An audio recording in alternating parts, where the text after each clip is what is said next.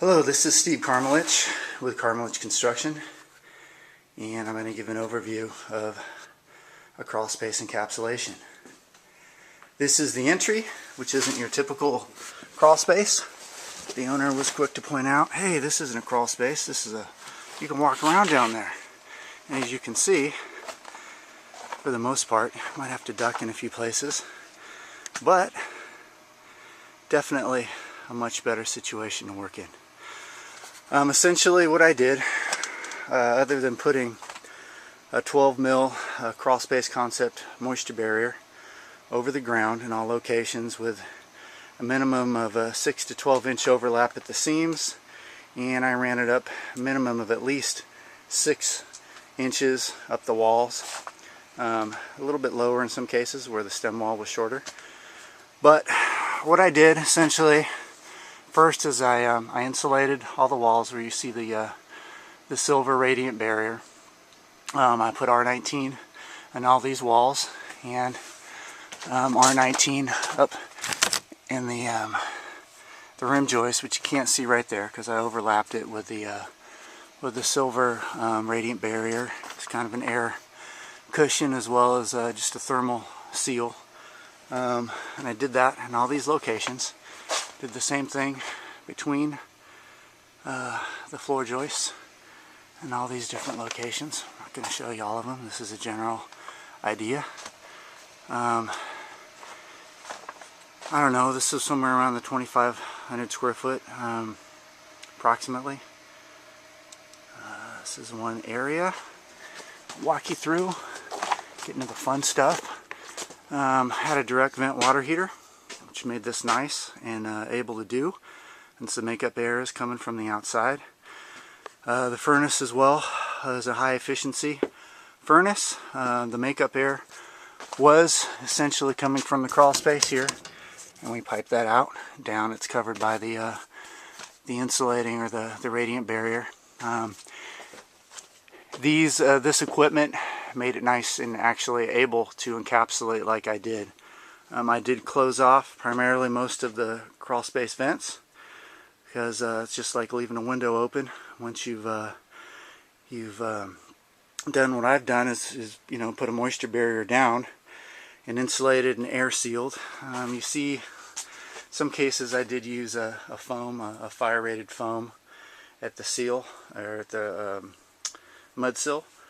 Primarily I used a polyurethane caulking. Other than just this location, I think it's getting a lot of sun hitting it on this side, and that was probably just a quick, efficient way to do it. Go up and see. Little things to think about. There was a small little condensate, but it's definitely moisture is draining, and I noticed that after I put the moisture barrier and there was a puddle of water there. That essentially, before I put the moisture barrier down, was just emptying right underneath the makeup air right here, return air. So as far as air quality in the home, I definitely I can't even say subjectively, I definitely improved on that quality.